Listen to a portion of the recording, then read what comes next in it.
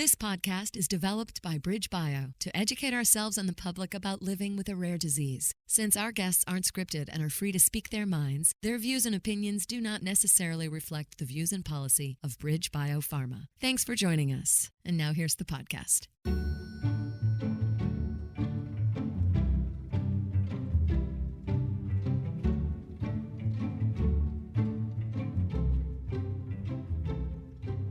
Hello and welcome to On Rare, a rare disease podcast produced by BridgeBio, a biotech company that focuses on developing treatments for rare diseases. I'm your host, Mandy Rohrig, a member of the patient advocacy team, and I'm joined by my friend and colleague, David Rintel, head of patient advocacy. Today, David speaks with Lacey, who lives with LGMD2I, also known as limb-girdle muscular dystrophy type 2I. Hi, David. How are you? Hi, Mandy. I'm doing great. I'm really looking forward to today's episode and to seeing Lacey again. We've met before, and she's really lovely. Her experience is really something, and I'm looking forward for people to hear about it. But before we speak to Lacey, I'm going to ask my colleague and longtime friend, Anna Wade, to explain limb-girdle muscular dystrophy to us. Anna and I have been working together for over 5 years, and she's a wicked smart scientist, as we say in Massachusetts, or wicked smat. She's now the Chief Operating Officer of ML Biosolutions, which is the BridgeBio affiliate that is working on developing a treatment for limb-girdle muscular dystrophy. Hi, Anna. Hi, David. Nice to be here. I've been thinking that for people who are not familiar with limb-girdle muscular dystrophy, as I was not familiar not that long ago, maybe we could start with just what does it mean for a person to have muscular dystrophy? Sure. So muscular dystrophy are actually a sort of a group of diseases which are characterized by progressive weakness and degeneration of skeletal muscles. And so skeletal muscles are those that are responsible for voluntary movement. So you can think about that as like your leg, your arm muscles, your biceps, and the sort of large muscles in your legs. And in the case of limb-girdle muscular dystrophy, it's the limb-girdle muscles. Those are the sort of big muscles at the top of your limbs. So you can think about it as your shoulders and your pelvic girdle, hence the name limb-girdle muscular dystrophy. Thank you. And what causes the muscles to not work? So there's some kind of instability in the muscle cells. So these defects in the muscle cells result in ineffective repair mechanisms so that those muscles sort of break down over time as they're being used. So normal muscles are always rebuilding themselves after you do exercise, just with normal use. And in these conditions, there are defects in the system which prevent this sort of continuous rebuilding. And that's different in different forms of muscular dystrophy. What's very interesting and the huge advance that's been made scientifically in the past sort of 10 or 20 years is that these conditions are being better understood in terms of their genetic causes. And that helps us understand why these conditions are different. We're going to be speaking to Lacey, and we know that she's been diagnosed with limb-girdle muscular dystrophy type 2I. So what does the type 2I mean there? So the type 2I is the category name for limb-girdle muscular dystrophy, which is caused by mutations in a gene. And in the case of LGMD2I, the gene doesn't work properly and it's not performing its normal role in making normal alpha-dystroglycan. Little too much information, but this protein is normally fully functioning. It requires multiple enzymes to have its function on the muscle membrane as a shock absorber. Without the enzyme, the muscle membrane doesn't repair. And so over time, what happens is you get accumulating damage in the muscle and the muscle will progressively become weaker. So let me just see if I could restate that. Because of a gene that is not functioning correctly, the chemical process to repair muscles isn't really working. So then muscles land up being damaged. Muscles need repair whenever they're used strenuously, right? Right. And the lack of repair then results in muscles that don't function as well. That's exactly right, David. From the perspective of someone living with a condition, how is it first noticed?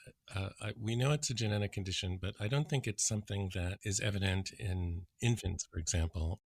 how people present is actually very variable, and some people are affected when they're quite young, maybe sort of around 5, and then other people are presenting more in their sort of teen years. So you often hear that like at the beginning, the first things that people are noticing is they're sort of getting tired more quickly, either when they're walking a lot or when they're climbing stairs. But over time, it sort of progresses so that even sort of climbing just a few steps may become increasingly difficult. Kids, they might present to doctors this way. Then when they go into a clinic, they'll have very high creatine kinase levels, which is a marker in the blood of your muscles are breaking down a lot. And then over time, the condition continues to progress. So that some people needing to rely on the use of a wheelchair.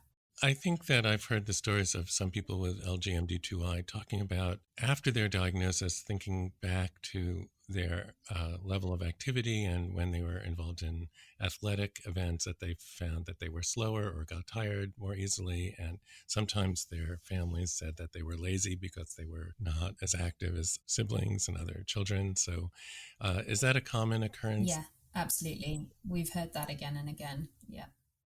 So Anna, LGMD2I, it's really limiting for a person who's experiencing it, and it's progressive. The damage to muscles isn't repaired. So what kind of treatments have shown to be helpful for people with LGMD2I? So currently there are no approved therapies specific for LGMD2I. And really it's the treatments that are available are more focused on, I would say, symptomatic management, and there isn't really anything that's addressing the underlying cause of disease or halting progression. And I think you really nicely summarized how significant the impact of this condition is. There is sort of this gradual loss of independence over time, and this is significant burden to both the patient and to the caregivers. Wow. And the kind of things that we often think would be helpful to someone with muscle weakness, like more exercise, are not so good if you exercise enough to damage your muscles, which I don't think takes that much exercise. Then you're not going to have repair, and there could be long-term consequences. I know that BridgeBio and MLBio are working on developing a treatment, and I wonder if there's a way to say what the direction of the work is without being too complicated, because I know it's a very complicated subject. BridgeBio is currently developing a molecule, and what that molecule is attempting to do is to help sort of correct this biochemical defect. So the molecule is providing additional and excess sort of the fuel for the enzyme in the hope that we can increase just what's needed in the muscles. Well, there's a real need there, and we all wish you great success in this development program. So please express our appreciation to all of your colleagues, as this community really is in need of an effective treatment. I will, David. Thanks so much. Hopefully with understanding comes progress. Absolutely.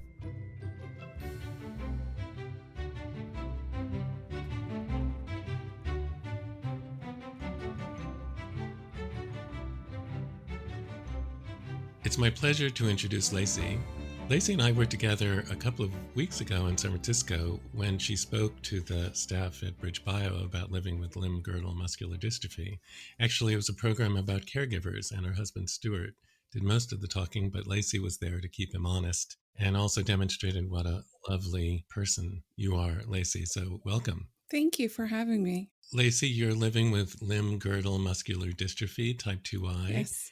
And we sometimes call that LGMD2I. Yes. What do you recall as being the first moment that you realized there was something going on? I think the first thing I noticed going on was I couldn't keep up with my peers. I was in sports, and I distinctly remember in softball, I kept being told to try harder, run faster, and then it continued in PE. We had to run the mile, and I was always last, and I was always trying to find somebody who would speed walk it with me because running was too hard. And I didn't understand it, except I felt lazy because that was the word I kept hearing. I just needed to try harder, work harder at it. And so I truly believed I was lazy. Wow. So you were called lazy by someone else. Oh my goodness. Yes. Yes. Unfortunately, my PE teacher, my softball coach, my parents, unfortunately, because I looked the same. And so there really wasn't an explanation for why I wasn't Yeah. keeping up with my peers. So at about what age do you think this was? I'm going to say 10, 9 and 10. And then I was running in junior high. We had to do a relay race. And I just remember being panicked and stressed when they were passing that baton to me. And I was running as fast as I could. And in my mind, I'm like, really doing a good job.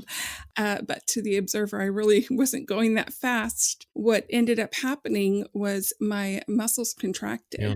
And I fell to the ground and I could not get back up. So both of my legs were just hard as rocks, and a teacher had to come carry me off of the field. They still had no idea what was wrong. I believe that is when my mom first realized, oh, I wonder if something's going on here. Yeah. So this was more significant and severe. Prior to this incident at age 11, you were a slow runner, and your parents and teachers, et cetera, thought that you were being lazy or you weren't trying hard enough. But falling and not being able to get up, et cetera, that seemed to indicate that there was something more going on. Yeah, it did. But there wasn't a conversation about it. So in my mind, I still kept believing the same thing, that I'm hypochondriac or I'm lazy. And there wasn't really anybody like me. So I had nothing to compare it to. After this incident, when you fell, did your parents take you to the doctor or try to find out what had happened? No. The only recollection I have of going to the doctor was when I had to get my physicals to do sports. I saw one doctor who thought something may be wrong with my hips, but I have no memory of ever seeing a doctor for muscular dystrophy or for my muscles or... Wow. I'm kind of shocked, Lacey, because an 11-year-old should not, well, it's unusual to fall, but it does happen. But then an 11-year-old just gets up and moves, and being unable to move, it must have been very scary for you.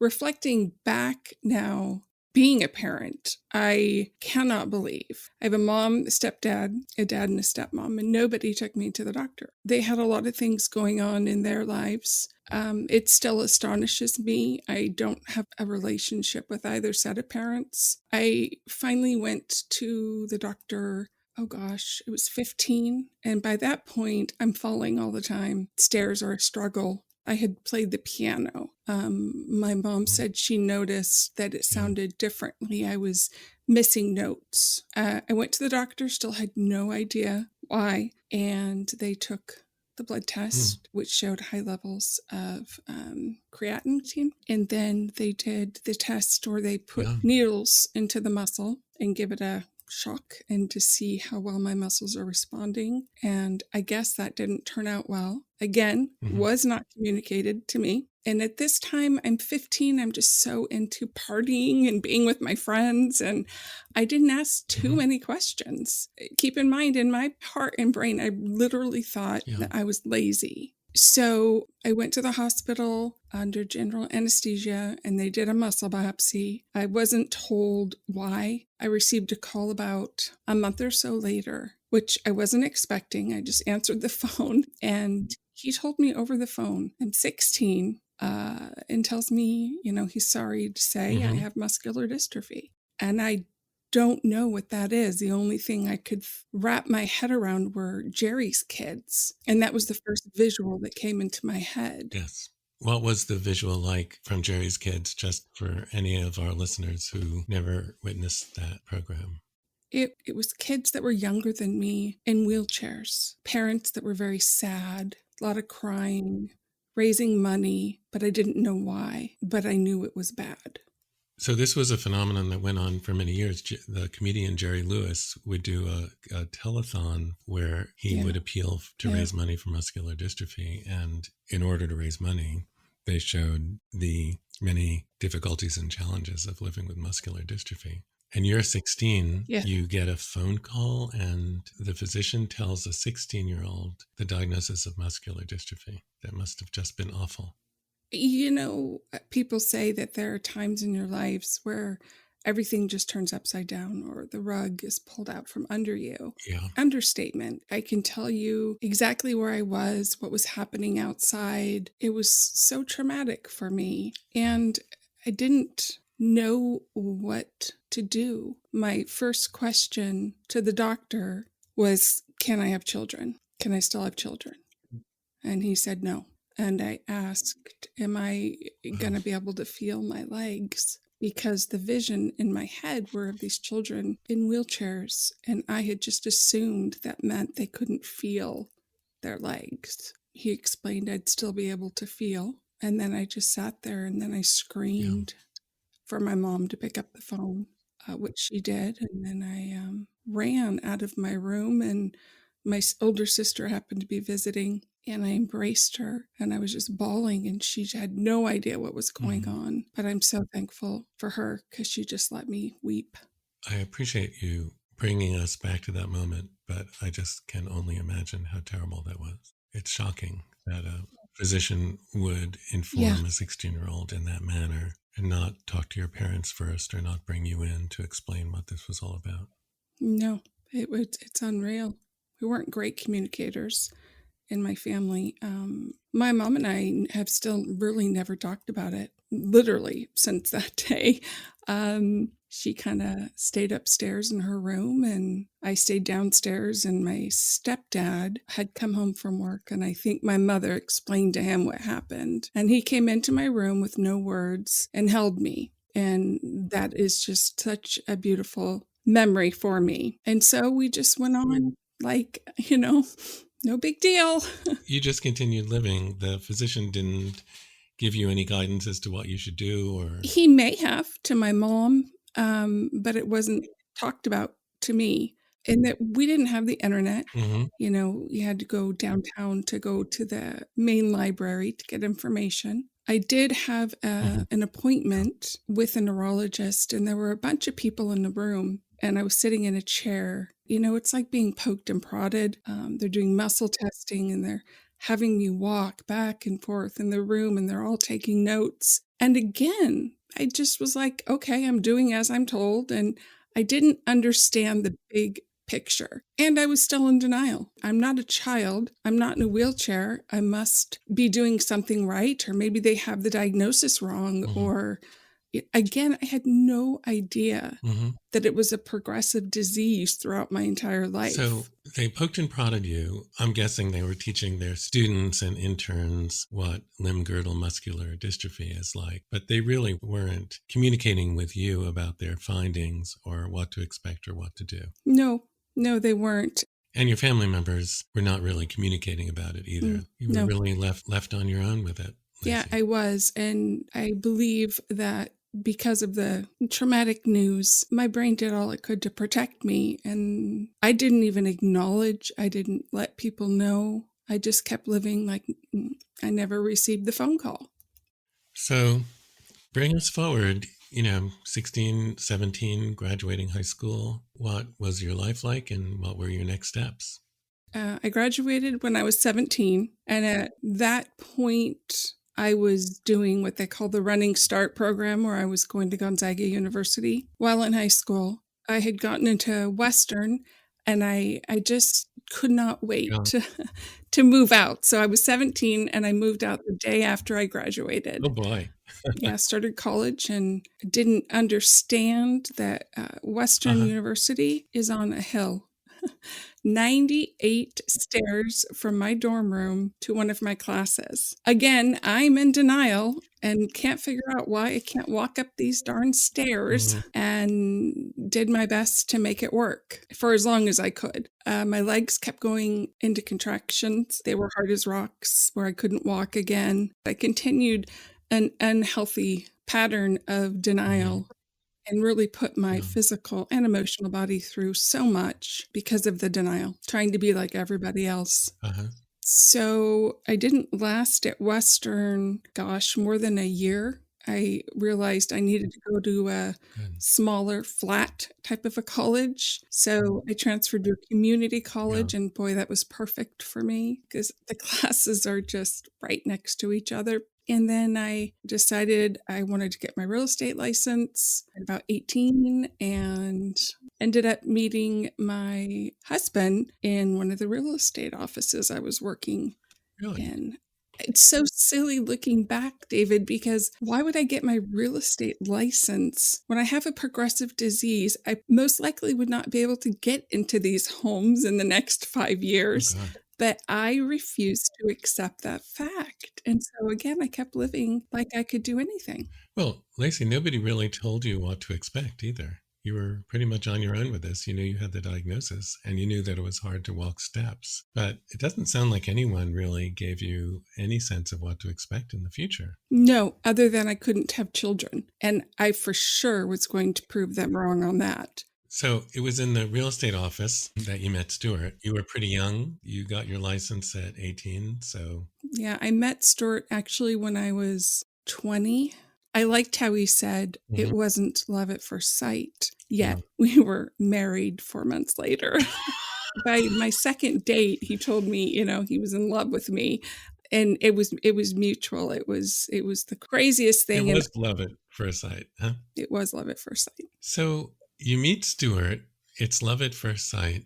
Tell us what your thinking was like. Do I tell him about this thing? When did the idea of letting Stuart know come to you?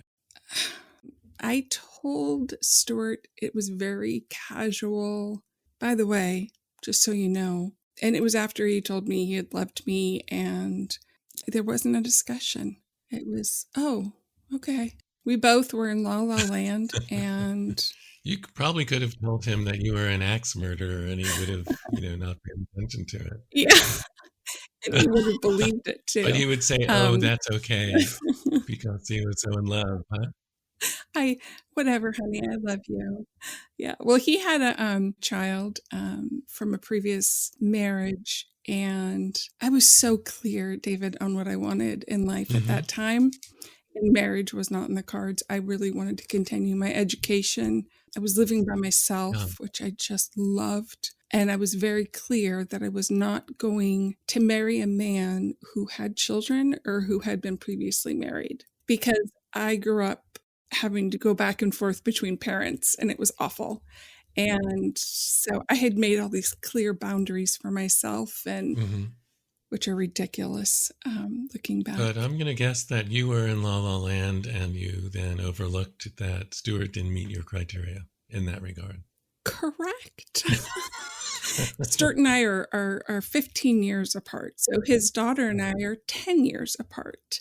So I met his daughter and I adored her. What was I, 20? Instant mom. And I can do this. This isn't going to be a problem. So La La Land is correct. And first date was in October and we were married the first week of February. Wow. So you swept each other off your feet. You did talk about having limb-girdle muscular dystrophy. Just you went forward. Yeah, jumped in both feet. And it's a really nice story. David, it is a great story, but I wouldn't recommend it. I would recommend getting to know somebody maybe before you marry them for your life. We did it kind of backwards. We didn't really know each other, and we've spent the last 30 years getting to know each other. Oh. And thank goodness it's worked out. Oh, yes. Well, I met Stuart. He's a pretty nice guy. And yeah, and counseling, lots of counseling. Good. So you get married. Instant mom, you still have limb-girdle muscular dystrophy. So what would you say is the next part of the story?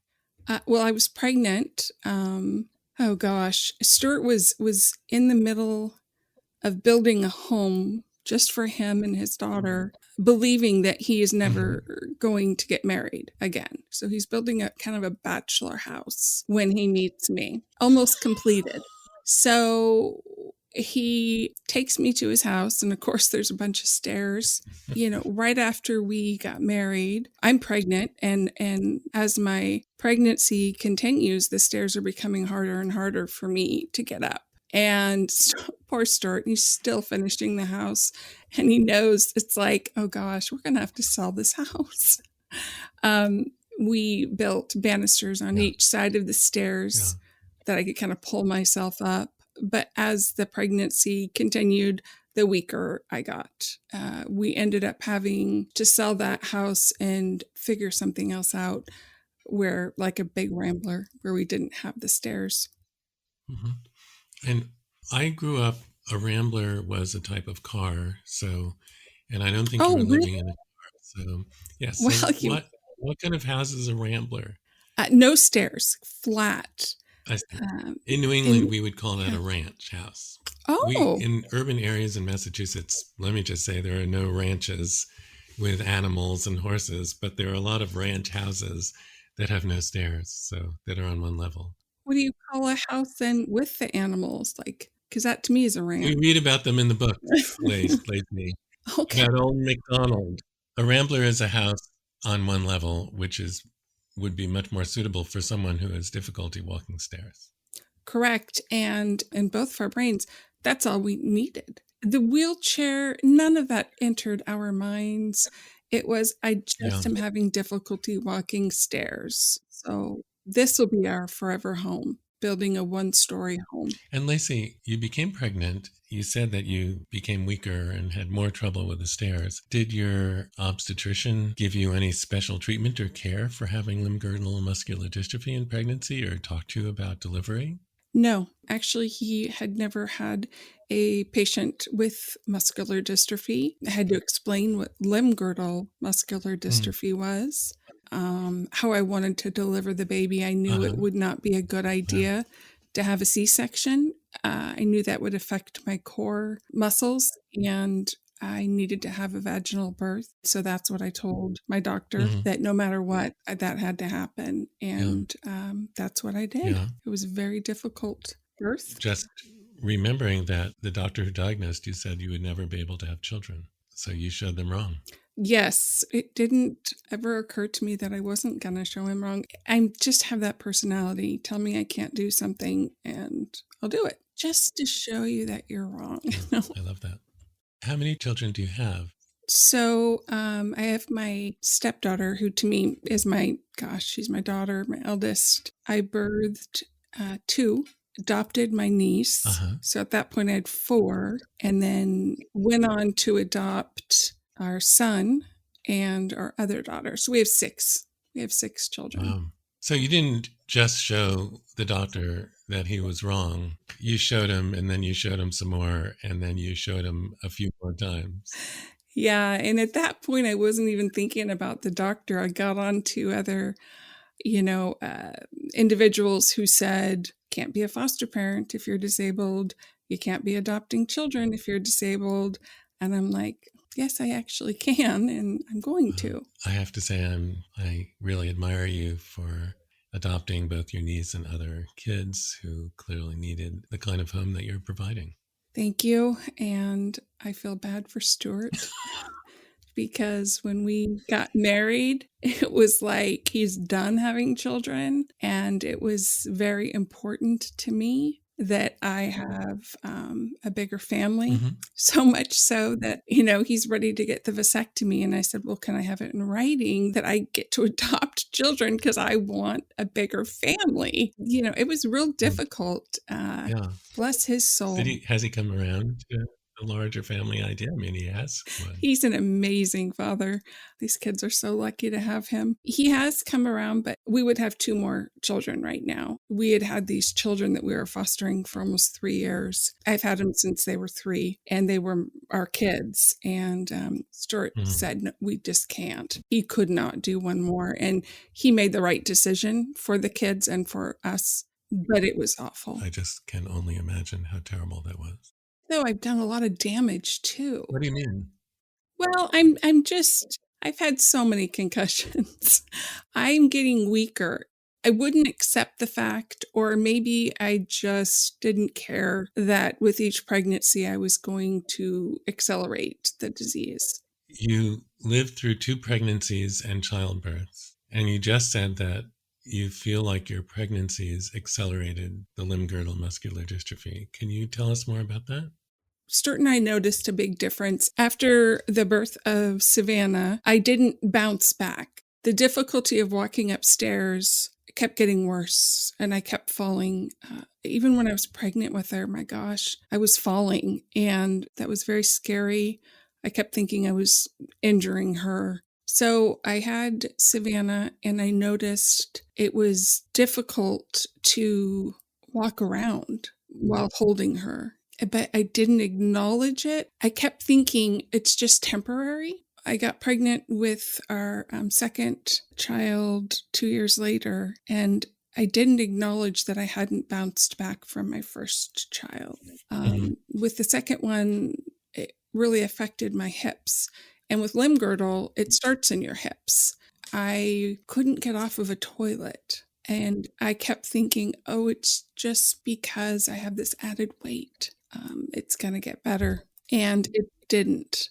I didn't take the time to put pieces together because I had 3 daughters, nursing. I was just full into motherhood and being a wife. And we had our niece living with us at that time and starting the process to adopt her. And it just, our lives have been so busy, or maybe I've made them that way so that I wouldn't have to acknowledge the disability and what was happening to my body. Yeah. You've done well by not making your illness or related disability a big part of your life. You've mostly focused on living your life and on motherhood and parenthood. Yeah, it was too scary. It was too scary to acknowledge that piece of my life. And I was worried that if I opened that door, I didn't know what was going to be behind it. And therefore, let's just keep it closed. With your 2 pregnancies, your condition worsened. What happened with your condition? How much change was there? And I know that you use a wheelchair now, at least some of the time. So if you could just talk us through what happened with your condition. Well, at that point, I had 4 girls, and it was difficult for me to get from one end of the house where our bedroom was to the other end of the house where the living room was. I would become winded. I would be grabbing onto furniture to rest. And I remember being so thankful that the kids were in strollers, that I could hold onto a stroller whenever we went out. It was so much easier for me to walk holding onto this stroller. Gosh, when Ireland, our younger daughter, started to progress out of the stroller, that's when I really noticed I did not have the stability I needed. I would be falling over. When Savannah became a kindergartner, I noticed I needed assistance. I needed to face the facts that I needed to use something. I wanted to be like the other parents, and they were going to go on a field trip. And I really wanted to go to this pumpkin farm. A walker wasn't going to help, and a cane wasn't going to help. I needed to use a scooter. And that was a huge shift in my life. Yeah. And you mean the kind of scooter that has a seat and it's just a bit more narrow than a wheelchair and a bit easier to get on and off? Yeah, it was 3 wheels. People use them to grocery shop. Yeah, and that was the first time I ever considered using a scooter, but it was only going to be for field trips. I made all these rules around the scooter, and that I would never be in a wheelchair. That's never going to be me. Well, determination got you very, very far, Lacey. Made you a mother. It got you to college. Everything that perhaps some doctors thought you were not going to be able to do, but doesn't really take away the progression of the illness. No. So the progression of the illness seemed to accelerate. You know, at this point, my kids are in grade school. I have yet to meet anybody that has limb-girdle muscular dystrophy. It actually wasn't until 2007 that I received the diagnosis of limb-girdle muscular dystrophy type 2I. They have a new name for it. It's R9. And that I received the phone call, another phone call. Wow. To give me the diagnosis. And at first I was so happy that, oh, wow, now we know for sure what I have, what is wrong, how I got this. But it came with terrifying news again. Now I needed to go get my heart checked right away and have a breathing test done because it's going to be affecting my diaphragm and my heart. And this time around, thank God we had the internet. After being scared, not knowing, oh my God, I have 4 kids. I need to understand what this means. I dove into the internet. I got all the information I could, and realized how difficult it was trying to put the pieces together for myself. And what do other people do who get these calls? Are there other people who get these calls?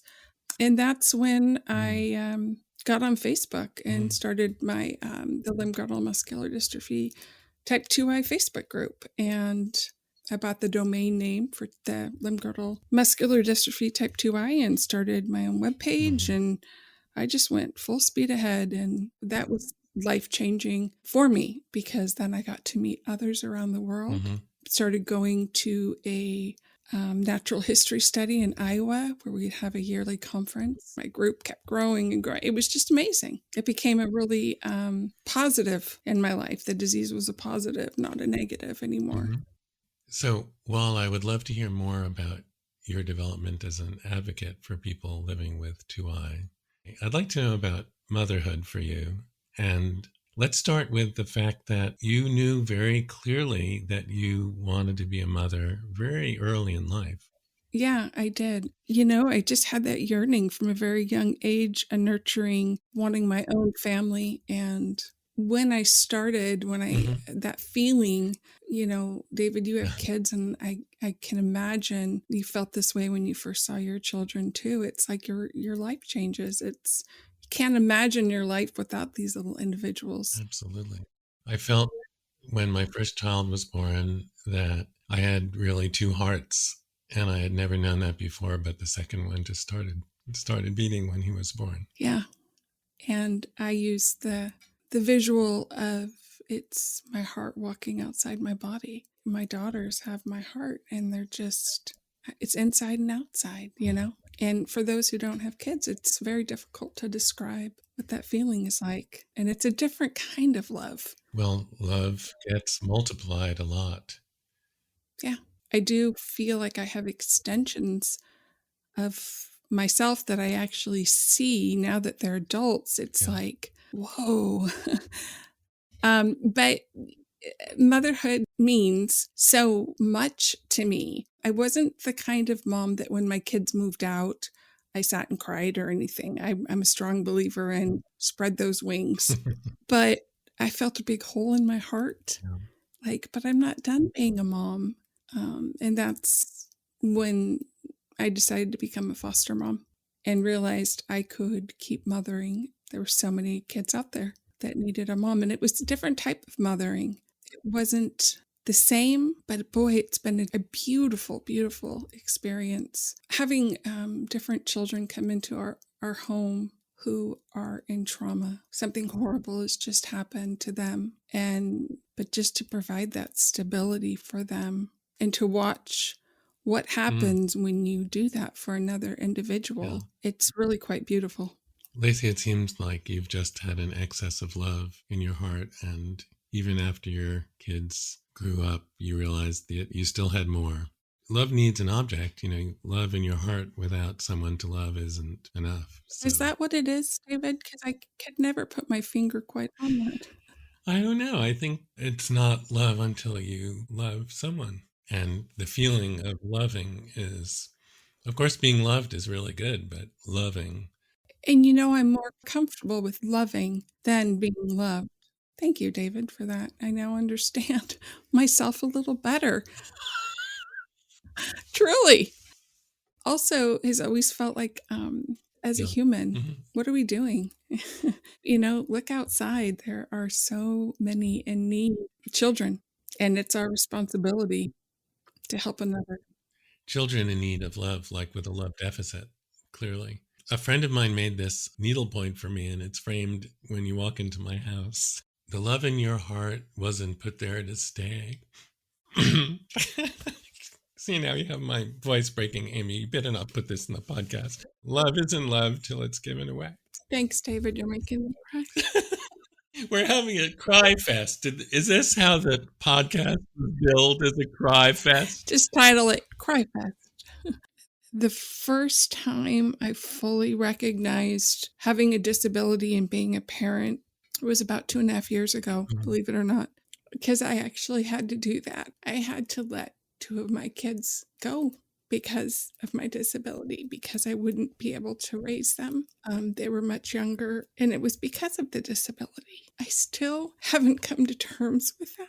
I still carry a lot of guilt, and a brother and sister, and they are, it's actually quite a beautiful, beautiful story. A distant relative adopted them, and she and her husband had been married for quite some time and couldn't have children, and they are just a beautiful family, and I still get to see these 2 kiddos. But there's part of me that feels like I hate to use this word, but abandoned them, that I had to abandon them because of my disease. On the outside, it looks like, oh, everything worked out beautifully. I just said it myself. But on the inside, it doesn't feel that way.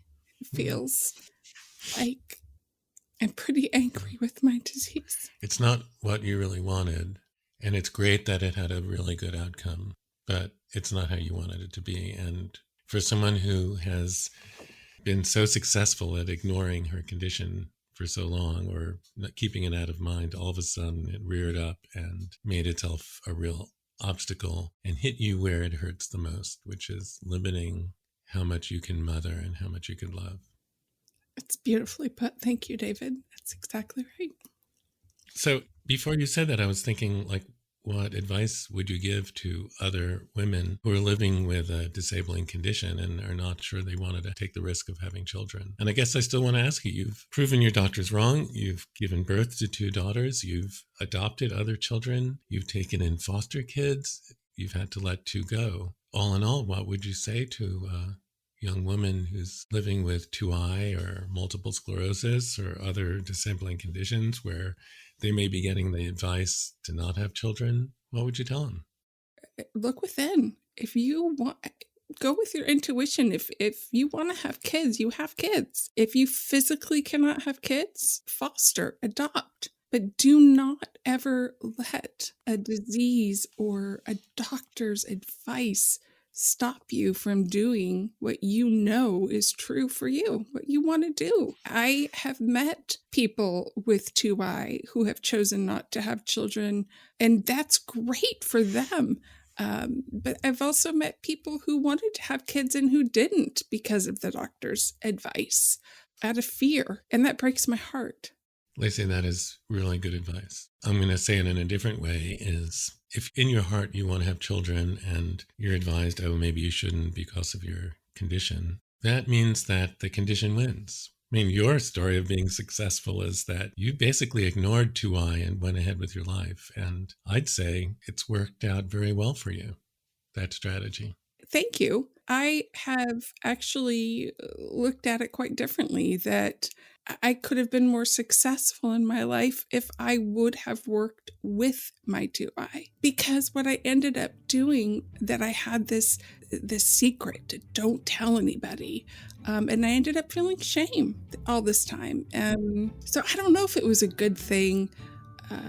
I definitely look at 2I as positive, as part of me, because I would not be the person I am today without it.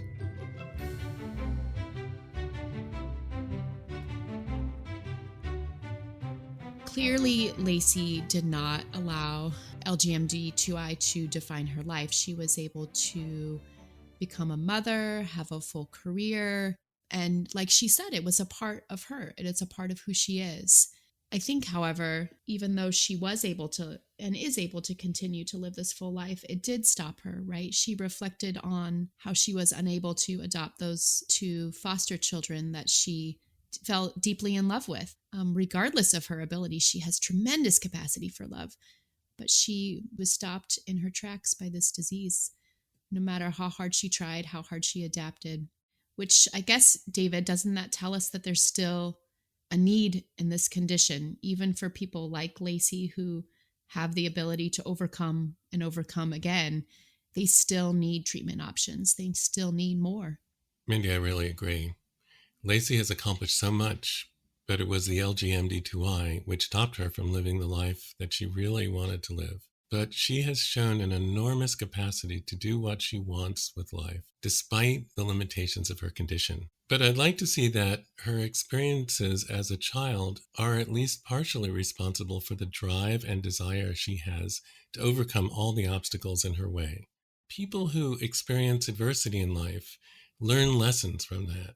And it was perhaps the adversity that she experienced as a child that enabled her to take all of this on and extend her love to so many children, despite everything she's had to deal with. Lacey's story illuminates that we all have the ability to still show love, share love. Your wall hanging in your home that said love isn't love till you give it away. Lacey demonstrates that beautifully. It's not the disease, it's the person. And Lacey is an extraordinary person. I can't agree more, Mandy. Lacey really demonstrates that a rare disease cannot reduce a person's capacity to love. And the capacity to love is in each of us. But Lacey is someone who really knows how to give it away. Thank you, David, and thank you, Lacey, for sharing your amazing story of perseverance and motherhood in the face of disability. Thank you to Dr. Anna Wade for helping us understand the science of LGMD2I. To learn more about LGMD2I, visit the LGMD Awareness Foundation, the Speak Foundation, or Cure LGMD2I Foundation for additional information. Thank you to our producer, Amy Brooks. If you enjoyed this podcast, please subscribe. Thanks for listening today. I hope you'll join us for our next conversation on Rare.